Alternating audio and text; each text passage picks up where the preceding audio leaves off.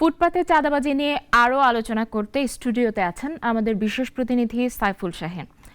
শাহিন, আপনাকে স্বাগত। সেটি হচ্ছে যে সবখানেই তো পরিবর্তনের ছোঁয়া দেখতে পাচ্ছেন, এটি কি আপনার কখনো মনে হয়েছে যে ফুটপাত চাঁদাবাজ মুক্ত হবে? দেখুন, ফুটপাতে যে চাঁদাবাজির বিষয়টা, এটি কিন্তু আসলে দীর্ঘদিন আমাদের এই কালচারটা বাংলাদেশের শুধু রাজধানীতে নয়, সারা বাংলাদেশের বিভিন্ন সেক্টরে চাঁদাবাজির যে বিষয়টি ছিল। তবে রাজধানী ঢাকায় যে ফুটপাতের চাঁদাবাজি, এটি কিন্তু একটি চেইন অফ কমান্ডের মাধ্যমে চলতো। বিশেষ করে যারা স্থানীয় কাউন্সিলর, স্থানীয় নেতা, এদের আন্ডারে কিন্তু এই চাঁদাবাজিগুলো হতো এবং এই চাঁদার টাকা কিন্তু বড় বড় লোকদের কাছে, আমরা এমনও শুনেছি যে মন্ত্রী পর্যায়ে এবং আইজিপি পর্যায়েও এই চাঁদার টাকা ভাগাভাগি হতো। কি একটা অবস্থার মধ্যে যে চলেছে! শুধু ফুটপাত নয়, রাজধানীতে কিন্তু 2.5 থেকে প্রায় 3 লাখ ফুটপাতের দোকান ব্যবসায়ী রয়েছে। তারা কিন্তু আজকে স্বস্তির জায়গায় এসেছে।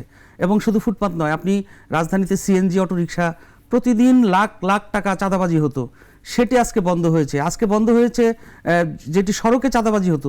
আমরা যে কাঁচা বাজারগুলো, কাঁচামালগুলো আসে, বিভিন্ন পণ্য পরিবহন, সেই পণ্য পরিবহনে কিন্তু যে চাঁদাবাজি হতো, যে কারণে ভোক্তারা কিন্তু সেটা ভুগতে হতো, তাদের দাম বেড়ে যেত। গণপরিবহনে চাঁদাবাজি হতো, গণপরিবহনে চাঁদাবাজির কারণে কিন্তু মানুষের ভুগতে হয়েছে, মানুষের বাস ভাড়া বেড়েছে। এই যে চাঁদাবাজি, এইটা আসলে এখন যে পর্যায়ে আছে, এখন তো একটা পরিবর্তিত সময়। এখন যেহেতু সব কিছুতে পরিবর্তন আসছে, একটি দল এতদিন শাসন করেছে, তারা আজকে নেই। কিন্তু আমরা দেখি কি, এর আগেও দেখেছি যে যখন একটি দল সরে যায়, তখন আরেকটি দল এসে বসে। এটা প্রত্যেকটা জায়গায়, প্রত্যেকটা সেক্টরে। এই সিস্টেমটা যদি থেকে যায়, তাহলে কিন্তু এই পরিবর্তনটা আপনার কাছে একটু সংক্ষেপে জানতে চাই, সেটি হচ্ছে যে এইভাবে কতদিন চাঁদাবাজি বন্ধ করে রাখা সম্ভব?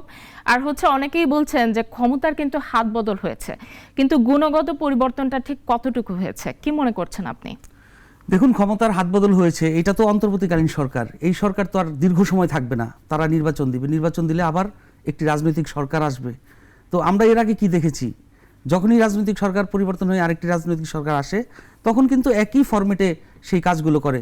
দেখা যাবে যে এরপরে যদি কোনো রাজনৈতিক সরকার সে, তারাও চাইবে সেই রাজনৈতিক নেতারা বা তখন যে পুলিশ প্রশাসন, তারা আবার চাঁদাবাজি যাবে কিনা।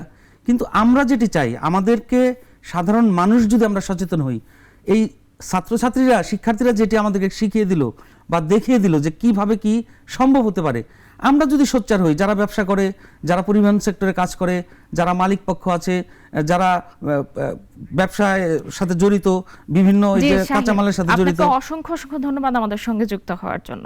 250-টিরও বেশি ডিজাইন অপশন নিয়ে ওয়ালটন স্মার্ট ফ্রিজ, বোঝে আপনার প্রয়োজন।